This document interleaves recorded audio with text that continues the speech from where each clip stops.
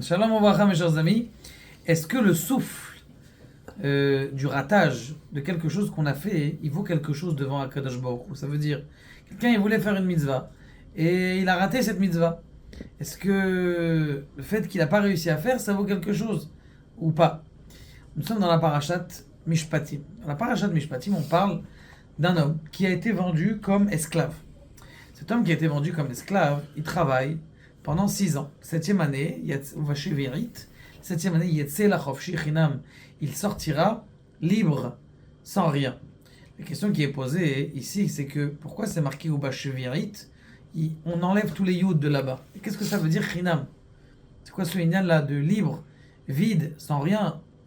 A priori, on ne comprend pas. C'est ça ce qui pose la question, le Rav de Belz. Eh bien, il y a quelque chose d'extraordinaire ici. Écoutez cette histoire magnifique. Il était une fois deux garçons qui sont partis, deux copains de la yeshiva, ils sont partis ensemble faire un tioul, dire une promenade. Où ça? Dans la forêt. Mais c'est pas la forêt israélienne, c'est les forêts en Amérique. Et ils se baladent et en plein milieu, ils voient un petit cours d'eau comme ça, gentil. Il y en a un qui dit, tiens, je vais aller me tremper, je fais un petit plongeon sympa, il fait chaud. Tu t'es sûr et tout ça? Ouais, allez, vas-y. Il met son premier pied, deuxième pied, tout va bien.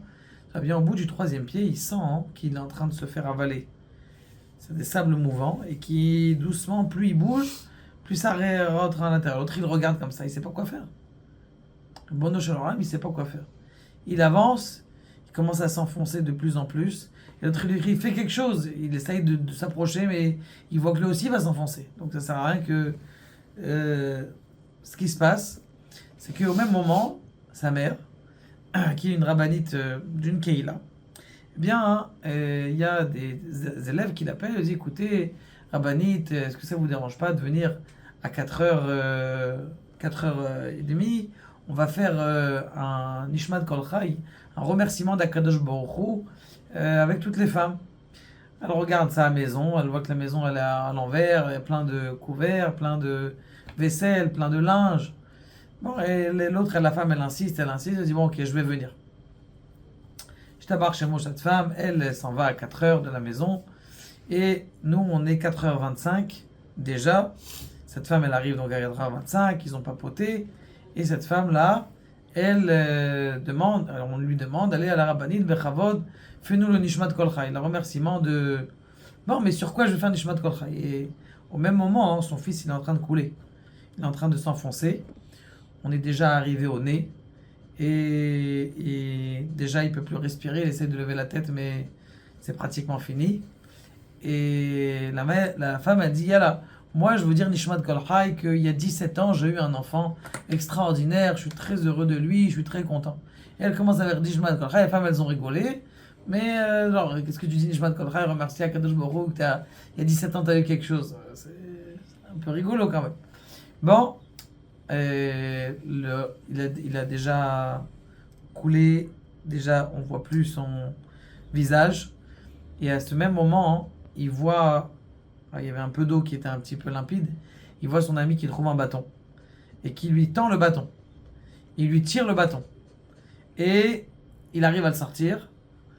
Après cet effet traumatique là qui sentait la mort déjà lui attirer par les pieds, il rentre chez lui à la maison à 9h et il arrive à la maison, il raconte à sa mère au repas, il lui dit maman, qu'est-ce que tu as fait aujourd'hui? Il dit on était à faire un Nishmat Kol Chai, on a fait une Afrashat Chala, on a fait une bonne ambiance chez une femme. Tu saches que maman à 4h30, j'étais en train de couler et j'avais plus d'air. À la même seconde, sa mère, elle a remercié Akadosh Baruch Hu de son enfant. L'autre, il a trouvé un bâton, il a réussi à le sauver. Il a dit, Bichlal, sache que maintenant que tu me racontes ça, au même moment où il tirait, je sentais, Bichlal, qu'on me poussait d'en bas, alors qu'avant, on me tirait vers le bas. Là, je sentais qu'on me poussait vers le bas, comme si c'était facile de sortir, alors qu'on sentait une attraction qui tirait vers le bas. Je t'abarre chez moi là-bas pour voir comment le remerciement qu'on donne à Kadosh Baruch Hu, de choses même qui tu vas me dire ils sont passées, ça fait 17 ans que j'ai eu un enfant, c'est fini quand même. eh bien, Kadosh Baruch Hu, il comptabilise les remerciements et ça a une force extraordinaire, les remerciements qu'on a vers Kadosh Baruch Hu. Quand j'ai lu cette histoire hier, j'ai dit ça va bidiouk avec ce qu'il a dit le Admour de Belz. L'Admour de Belz, il a dit comme ça. Il a dit, ce Talmid-là, ce serviteur, c'est un juif. C'est un juif qui doit faire les 613 mitzvot. Parce qu'il a été vendu, et bien maintenant il doit faire que les mitzvot à moitié, que les mitzvot des femmes. Chez Nazman Grama, il doit garder le Shabbat, il doit faire des choses que...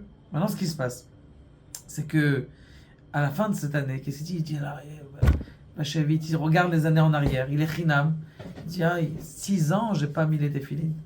6 ans, j'ai pas fait exactement, j'ai pas été tous les jours à la prière parce que j'ai fait comme une femme, j'ai fait le minimum. Donc il a de la peine. Il dit le Admour Mibelz, la peine qu'il avait cet homme de ne pas avoir fait la mitzvah, Kadosh Baruch Hu, il va comptabiliser comme si, eh bien, il a fait toutes les mitzvot du début jusqu'à la fin. Pourquoi? Pour un souffle. Des fois, tu as essayé de la mincha. Tu es arrivé, tu as brûlé un feu rouge. Il ne faut pas brûler le feu rouge, mais en fin de compte, tu es arrivé, tu n'as pas réussi à arriver. Kadosh Baruch Hu, il va comptabiliser la mitzvah comme si tu l'avais fait. Et ça, c'est quelque chose de très important parce que ça donne énormément de courage. Énormément de courage. Souvent, on lit avec la parashat Mishpatim, la parashat Shkalim. Et c'est ce que Moshe Rabbeinu ne comprenait pas jusqu'à ce qu'Akadosh Baruch Hu lui a montré une pièce en feu. C'est quoi une pièce en feu? Que l'enthousiasme de quelqu'un, ça a une force extraordinaire.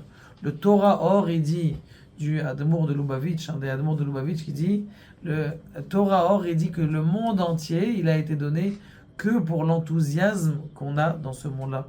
Donc, laissez vos souffles courir sur les mitzvot que vous n'avez pas réussir. Et Azra Kadosh Baruch Hu, il va toutes les compter pour que le bien et pour que le Mashiach arrive très prochainement.